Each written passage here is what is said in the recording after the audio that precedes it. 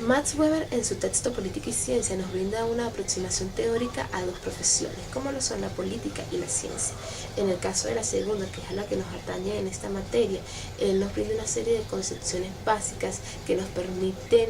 diferenciar la ciencia de otras profesiones como la política. Y con respecto a esta profesión, Weber plantea de que es una aspiración que posee un dirigente político a obtener o a influir dentro de la distribución de ese poder en el Estado. Y además pues es interesante la evolución que ha tenido las formas de dominio y de organización política y del ejercicio del poder dentro de la sociedad. Él plantea de que pues anteriormente era una dominación tradicional a través de los reyes y los profetas, pero ahora vemos de que es en segunda instancia una dominación a través de las leyes, a través de las normas, y principalmente Weber plantea de que la principal forma de dominación es a través del carisma o de la gracia que puede llegar a tener un político y que se ve representado en la fe que un grupo o que un sector de la sociedad puede tener hacia este, y que pues él mismo se las presente, se nos retribuye en un discurso político que nos trata de convencer y pues de encaminar hacia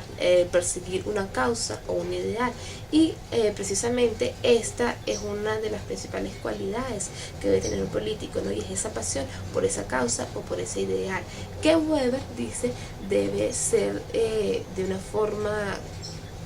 objetiva, en el sentido de que pues no vaya a ir en la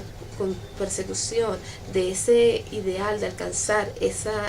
ese ideal, pero que vaya en desmejora de los beneficios colectivos y que pues solo vaya a beneficiarse. Actualmente nosotros es muy común ver de que el político pues ha perdido esa responsabilidad o esa ética que tiene con respecto a la sociedad y el rol que este viene a cumplir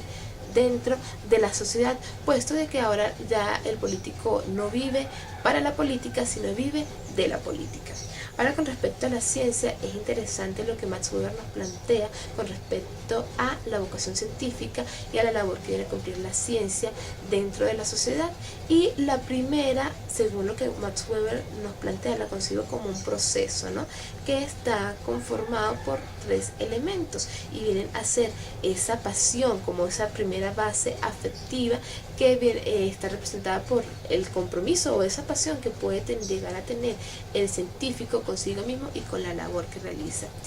Max Weber nos lo plantea en el texto cuando hace esta apreciación. No está hecho para la ciencia el incapaz de ponerse ante ojeras y de convencerse a sí mismo de que su destino depende de hacer la conjetura correcta en tal o cual párrafo de tal o cual manuscrito. Sin esta embriaguez absurda para los profanos, sin esta pasión, sin la sensación de que han debido pasar miles de años para que ya apareciese y pusiese a prueba esta hipótesis, no se tiene vocación para la ciencia y hay que dedicarse a otra cosa. Pero este primer elemento viene a estar complementado con un trabajo previo o con la realización de investigaciones que vengan a ser como la cosecha de cultivar esa pasión, y que Weber plantea que la fusión de ese trabajo, de esas ganas de investigar con la pasión, viene a permitir la emergencia de un tercer elemento fundamental en la ciencia, como lo es la intuición, y es esa capacidad de poder generar una hipótesis fértil científicamente hablando, que a través de un método científico de su aplicación nos permita generar un conocimiento que aporte a la consecución de ese progreso tan anhelado por la ciencia. Y algo también muy interesante que él nos plantea es esas características del trabajo científico, que está conformado por 2 elementos principales: la caducidad del conocimiento y el hecho de hacer ciencia por su valor, por su propio valor y no por algún beneficio económico o comercial. Y además de esto, referente, ya que se hace referencia al valor, es interesante pues hacer mención de lo que la ciencia viene a representar para la humanidad, el valor que ésta tiene para la sociedad, y viene a ser, en un principio se hablaba de que la ciencia era ese camino para poder comprender o dar una explicación lógica a lo que era el hombre, a lo que era pues ese entorno, y que pues ahora vemos de que, como lo plantea Weber, si bien la ciencia no ha dado respuesta a esas preguntas algo filosóficas que tenía el hombre desde sus inicios, pues lo ha permitido de que éstas sean planteadas de forma correcta. Y algo muy importante, y con esto finalizo, es que Weber nos dice que la ciencia como es esa vocación que se ejecuta o que se realiza a través de la correlación de esos hechos, de realizar esas conjeturas que nos permitan saber cómo debemos de vivir y qué debemos hacerlo, tratar de plantear esas dos preguntas tan fundamentales y que nos permiten orientar nuestra vida. Entonces la ciencia viene a ser como es el barco que está timoneado por el científico, que viene a ser esa persona encargada de generar ese conocimiento, de generar